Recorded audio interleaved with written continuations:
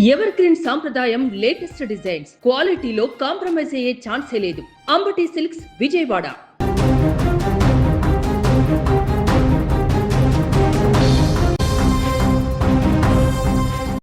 ఆంధ్రప్రదేశ్ ప్రభుత్వం కీలక నిర్ణయాలు తీసుకుంది. ఈరోజు ఆంధ్రప్రదేశ్ సచివాలయంలో జరిగినటువంటి క్యాబినెట్ భేటీలో ఊహించని విధమైనటువంటి నిర్ణయాలని తీసుకోవడం జరిగింది. ముఖ్యమంత్రి చంద్రబాబు నాయుడు అధ్యక్షతన జరిగినటువంటి క్యాబినెట్ భేటీలో డిప్యూటీ సీఎం పవన్ కళ్యాణ్తో పాటు నారా లోకేష్తో పాటు మిగతా మంత్రులందరూ కూడా పాల్గొన్నారు. ఈ సమావేశంలో చాలా అంశాలపైన చర్చ కొనసాగింది. దాంట్లో ప్రధానమైనటువంటి అంశము గత కొద్ది రోజుల క్రితం ప్రధాని మోదీ ఏదైతే ఒక అంశాన్ని తెరపైకి తీసుకురావడం జరిగిందో, ప్రతి ఒక్కరు కూడా ఇంధనాన్ని ఆదా చేయాలి, గోల్డ్ని 1 ఇయర్ పాటు కొనకుండా జాగ్రత్త పడాలి, ప్రతి ఒక్కరు కూడా ఖర్చులను తగ్గించాలనేటువంటి విషయాన్ని ప్రధాని మోదీ హైదరాబాద్ వేదికగా ప్రసంగంలో ఏదైతే చెప్పారో ఆ అంశానికి సంబంధించినటువంటి కీలక నిర్ణయాన్ని ఇప్పుడు ఆంధ్రప్రదేశ్ ప్రభుత్వం తీసుకుంది. దాంట్లో భాగంగా ఇప్పుడు ఆంధ్రప్రదేశ్ ప్రభుత్వం ఊహించినటువంటి కొన్ని కీలక నిర్ణయాలు తీసుకోవడం జరిగింది. దాంట్లో వారానికి ఒకరోజు నో వెహికల్ డేని ప్రకటించింది ఆంధ్రప్రదేశ్ క్యాబినెట్. అంటే ప్రభుత్వానికి సంబంధించినటువంటి అఫీషియల్స్ అధికారులు ఎవరైనా కూడా వారంలో ఒకరోజు తమ సొంత వాహనాలని, అంటే గవర్నమెంట్ ఇచ్చేటువంటి వాహనాలని వినియోగించకూడదు, పబ్లిక్ ట్రాన్స్పోర్ట్లనే వాడాల్సినటువంటి పరిస్థితి ఉంది. అలాగే మంత్రులు విదేశీ పర్యటనలు కూడా పూర్తిగా రద్దు చేసుకోవాల్సినటువంటి పరిస్థితి ఈ క్యాబినెట్లో నిర్ణయం తీసుకున్నారు. విదేశీ పర్యటనలు చేయకూడదు. ప్రధాని మోదీ కూడా గతంలో అదే చెప్పడం జరిగింది. విదేశీ పర్యటనలన్నీ కూడా తగ్గించుకోండి. మధ్యతరగతి కానీ మిగతా ఎవరైనా సాధారణ ప్రజలు కానీ అధికారులు కానీ ఎవరైనా కూడా కొద్ది రోజుల పాటు విదేశాలకు వెళ్లాల్సినటువంటి పర్యటనలన్నీ కూడా తగ్గించుకోండి అనేటువంటి ప్రకటన చేయడం జరిగింది. దానికి సంబంధించి ఇప్పుడు ఏపీ ప్రభుత్వం కూడా ఆ రకమైనటువంటి ముందడుగు వేయడం జరిగింది. వీలైనంత వరకు వర్చువల్ విధానంలో సమావేశాలను నిర్వహించుకోవాలంటూ కూడా మరొక విషయాన్ని కీలకంగా ఇక్కడ ప్రస్తావించడం జరిగింది. ముఖ్యంగా దీంట్లో అంటే క్యాబినెట్లో నిర్ణయం తీసుకోవడానికంటే ముందే ఏపీ ముఖ్యమంత్రి చంద్రబాబు నాయుడు గారు అనూహ్యమైనటువంటి ఒక నిర్ణయం తీసుకున్నారు. జనరల్గా సీఎం చంద్రబాబుకి 11 వాహనాలతోటి ఒక భారీ కాన్వాయ్ ఉంటుంది భద్రతా రీత్యా. సో ఇప్పుడు సచివాలయానికి వచ్చేటప్పుడే ఆల్రెడీ మనకందరికీ తెలిసిందే ప్రధాని మోదీయే తన యొక్క కాన్వాయ్ని సగం వరకు తగ్గించేశారు. ఆ ప్రకటన చేసి ఇక్కడ హైదరాబాద్లో ప్రకటన చేసి వెళ్ళినటువంటి తర్వాత నుంచే మొదట అడుగు ఇనిషియేట్గా ప్రధాని మోదీ తీసుకున్నారు. అక్కడ తన కాన్వాయ్ని సగం తగ్గించి మిగతా ప్రతినిధులందరూ కూడా ఇదే రకమైనటువంటి ధోరణి అవలంబించాలంటూ కూడా ఒక సందేశాన్ని ఇచ్చారు. దానికి అనుగుణంగానే ఇప్పుడు ఏపీ ముఖ్యమంత్రి చంద్రబాబు కూడా సచివాలయానికి వచ్చేటప్పుడు తన 11 వాహనాల కాన్వాయ్ని వదిలిపెట్టి కేవలం 4 వాహనాల్లోనే, ఎన్ఎస్జీ వాహనాలు 2, ఎస్కాట్ వాహనం 1, చంద్రబాబు ప్రయాణించేటువంటి వాహనం 1, కేవలం 4 వాహనాల్లోనే సచివాలయానికి వచ్చినటువంటి పరిస్థితి. దీంతో తను కూడా పూర్తిగా సగానికంటే ఎక్కువ వాహనాలని ఇంధన ఖర్చులను పొదుపు చేయడం కోసము, ఆర్థిక వ్యవస్థను బలోపేతం చేయడం కోసము, వృధా ఖర్చులను తగ్గించడం కోసము తను కూడా ముందడుగు వేశాననేటువంటి సంకేతాన్ని ముఖ్యమంత్రి చంద్రబాబు ఇవ్వడం జరిగింది సచివాలయానికి వచ్చేటప్పుడు. దానికి సంబంధించిన విజువల్స్ కూడా ఇప్పుడు వైరల్గా మారుతున్నాయి. ఎప్పుడైనా కూడా చంద్రబాబు వచ్చినప్పుడు ఒక కాన్వాయ్ ఇట్లా మనకు కనిపిస్తుంటుంది. కానీ ఇప్పుడు సాదాసీదాగా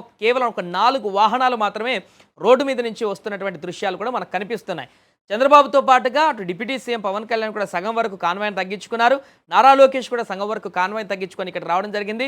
వారితో పాటుగా మంత్రులు కూడా వారి యొక్క కాన్వాయ్ని, వాహనాలని, ప్రభుత్వ వాహనాలని ఇంధన ఖర్చుల మేరకు సగం మేరకు తగ్గించుకునేటువంటి నిర్ణయం తీసుకున్నారు ఈ క్యాబినెట్లో. అంతేకాకుండా ప్రజాప్రతినిధులు మిగతా ఎవరైనా కూడా ఎక్కడైనా సమావేశాలు జరిగినా, ప్రభుత్వ కార్యక్రమాలు జరిగినా, ఈవెంట్లు జరిగినా ప్రభుత్వ వాహనాలని ఎక్కువ మేరకు ఉపయోగించకుండా పబ్లిక్ ట్రాన్స్పోర్ట్ మనందరికీ తెలిసిందే.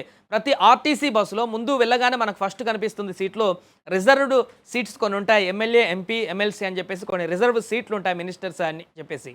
సో ఆ సీట్లను ఇప్పుడు వినియోగించుకోవాల్సిన పరిస్థితి ఇప్పుడు వచ్చింది. మనం ఎప్పుడు ఆర్టీసీలోకి వెళ్ళినా కూడా ఆ రిజర్వ్ సీట్లు అనగా ఆ సీటు మీద వెనక బోర్డు మీద రాసుంటాయి, కానీ ఎప్పుడు కూడా మనకు అక్కడ ప్రజాప్రతినిధులు కూర్చున్నటువంటి దాఖలాలు కనిపించవు. కానీ ఇప్పుడు తీసుకున్నటువంటి ఏపీ కేబినెట్ నిర్ణయాల కారణంగా ఇక నుంచి ఆ ఆర్టీసీ బస్సుల్లో ప్రయాణం చేయాల్సినటువంటి పరిస్థితి చేస్తే ఒక ప్రజల్లో ఒక మంచి సంకేతం కూడా వచ్చేటువంటి అవకాశం ఉంది. మిగతా సాధారణ ప్రయాణికులతోటి ఎమ్మెల్యేలు కానీ, ఎంపీలు కానీ, మినిస్టర్స్ కానీ అక్కడ రిజర్వ్ వాళ్ళకి ఏదైతే సీట్లు ఉంటాయో అక్కడ కూర్చోగనక ప్రయాణించినట్లయితే ఇంధన ఆదానే కాకుండా ప్రజలతో సమన్వయంతో ముందుకు వెళ్ళేటువంటి ఒక మంచి అట్మాస్ఫియర్ కూడా వచ్చేటువంటి అవకాశం కనిపిస్తుంది.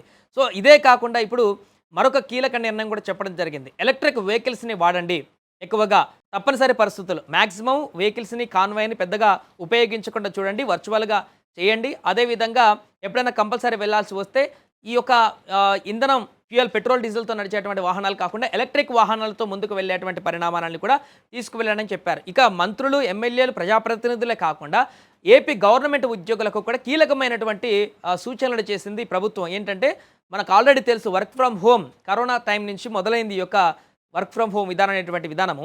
ఇప్పుడు మరొకసారి ఈ వర్క్ ఫ్రమ్ హోమ్ అనేటువంటి కొత్త విధానాన్ని ఇప్పుడు ఏపీ ప్రభుత్వం ప్రవేశపెట్టింది.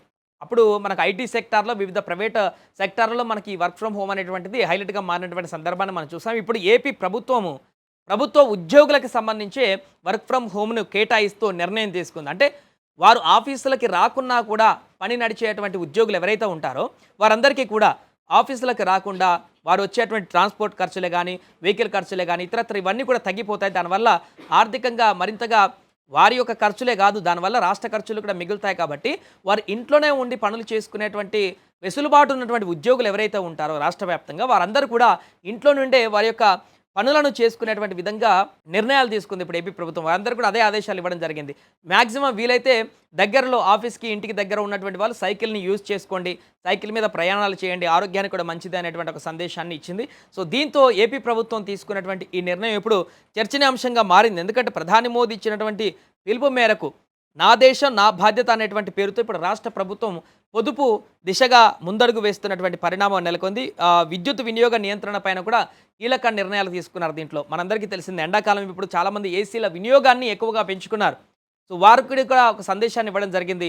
24 డిగ్రీల నుంచి 27 డిగ్రీల వరకు ఎక్కువగా ఏసీలను వినియోగించుకోండి, 24 కంటే తక్కువగా ఏసీలను వినియోగించకండి అని చెప్పేసి దీంట్లో కూడా ఒక ప్రతిపాదన చేయడం జరిగింది. అంటే ఒక ప్రజలందరూ కూడా వారు సందేశాన్ని వ్యక్తపరచడం జరిగింది. బిలో 24 అంటే కరెంటు బిల్ ఎక్కువగా కాలుతుంది కాబట్టి ఇంధన విద్యుత్ పొదుపు కూడా ఆదా కావాలంటే 24 పైనే ఏసీని మెయింటైన్ చేయండి అనేటువంటి ఒక విధానాన్ని కూడా దీంట్లో మెన్షన్ చేయడం జరిగింది. ఇలా అనేక విషయాలలో ఈరోజు ఏపీ క్యాబినెట్ సుమారుగా 4 గంటల పాటు ఈ క్యాబినెట్ చర్చ కొనసాగింది. చాలా రోజుల తర్వాత పవన్ కళ్యాణ్ గారికి సర్జరీ అయిన తర్వాత ఈరోజు మొదటిసారి క్యాబినెట్లోకి పాల్గొని ఈ యొక్క అంశాలకు సంబంధించి దేశ ఆర్థిక వ్యవస్థ, దేశంలో నెలకొన్నటువంటి తాజా పరిస్థితులు, అంతర్జాతీయంగా నెలకొన్నటువంటి పరిస్థితులు, ఇరాన్ అమెరికా మధ్య నెలకొన్నటువంటి ఉద్రిక్తతల నేపథ్యంలో అక్కడ హర్ముజ్ జలసంధి పూర్తిగా దిగ్బంధనానికి గురై చమురు సరఫరాలు ఆటంకాలు ఏర్పడి తీవ్రమైనటువంటి ఒడిదుడుకులలో అనేక దేశాలు కొట్టుమిట్టాడుతున్నటువంటి పరిస్థితులు మనం చూస్తున్నాం.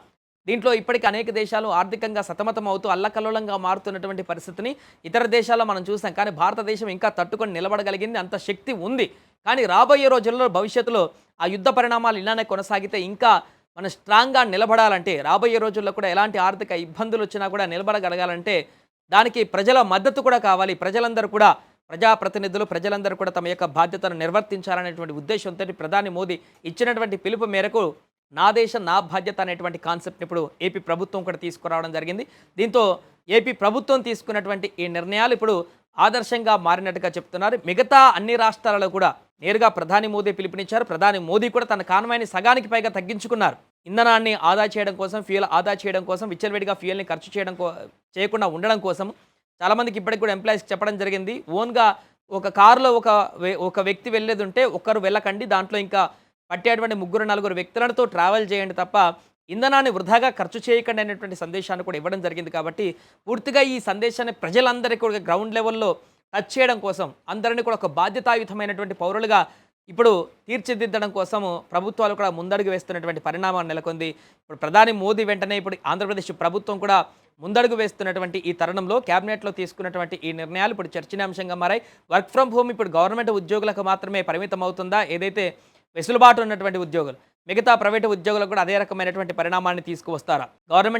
ప్రైవేట్ ఎంప్లాయీస్లో కరోనా టైంలో ఎవరైతే వర్క్ ఫ్రమ్ హోమ్కి అలవాటు పడిపోయారో సాఫ్ట్వేర్ ఇంజనీర్లు, ఇప్పుడు కూడా వారు కూడా ఒకవేళ వర్క్ ఫ్రమ్ హోమ్ ఇస్తే చేయడానికి సిద్ధంగా ఉన్నటువంటి పరిస్థితి. ఇప్పుడు మరి కంపెనీలకు కూడా, ఐటీ కంపెనీలకు కూడా ప్రభుత్వాలు ఇనిషియేటివ్ తీసుకొని వర్క్ ఫ్రమ్ హోమ్ని కంటిన్యూ చేయండి, కొద్ది రోజుల పాటు వర్క్ ఫ్రమ్ హోమ్ని కేటాయించండి అనేటువంటి ఆదేశాలు ప్రభుత్వం నుంచి క్లియర్గా వెళితే ప్రైవేట్ కంపెనీస్ కూడా ఐటీ సెక్టర్లో చాలా వరకు వర్క్ ఫ్రమ్ హోమ్ని కేటాయించడానికి సిద్ధపడేటువంటి అవకాశం ఉంటుంది. దీంతో ఈ యొక్క ప్రస్తుత పరిస్థితులు ఇప్పుడు ఎలాంటి ఇబ్బంది లేకపోయినా కూడా భవిష్యత్తులో ఇది ఇలానే కొనసాగితే ఏదో ఒక రోజు చాలా తీవ్రమైనటువంటి పరిస్థితి భారత్ ఎదుర్కొనేటువంటి అవకాశం ఉంటుంది. కాబట్టి ఆ యొక్క ముందు జాగ్రత్తతోటి ఇప్పుడు తీసుకుంటున్నటువంటి అడుగులైతే ప్రతి ఒక్కరి బాధ్యతను గుర్తు చేస్తున్నటువంటి సందర్భం ఉంది. మరి ఇప్పుడు ప్రధాని మోదీ ఇచ్చినటువంటి పిలుపు మేరకు ఆంధ్రప్రదేశ్ రాష్ట్రం మాత్రమే ఈ యొక్క ఇనిషియేటివ్ తీసుకుంటుందా? మిగతా రాష్ట్రాలన్నీ కూడా తమ యొక్క బాధ్యతను నిర్వర్తిస్తాయా? వారు కూడా ఇలాంటి వర్క్ ఫ్రమ్ హోమ్లు కానీ ప్రజాప్రతినిధుల యొక్క కాన్వాయ్లను తగ్గించుకొని ఇంధన ఖర్చులను ఆదా చేయడమే కాకుండా విద్యుత్ ఖర్చులు కానీ ఇతరత్ర ఖర్చులన్నిటి కూడా తగ్గించుకొని ముందుకు వెళ్తాయా లేదనేది మాత్రం ఇప్పుడు చూడాల్సి ఉంది.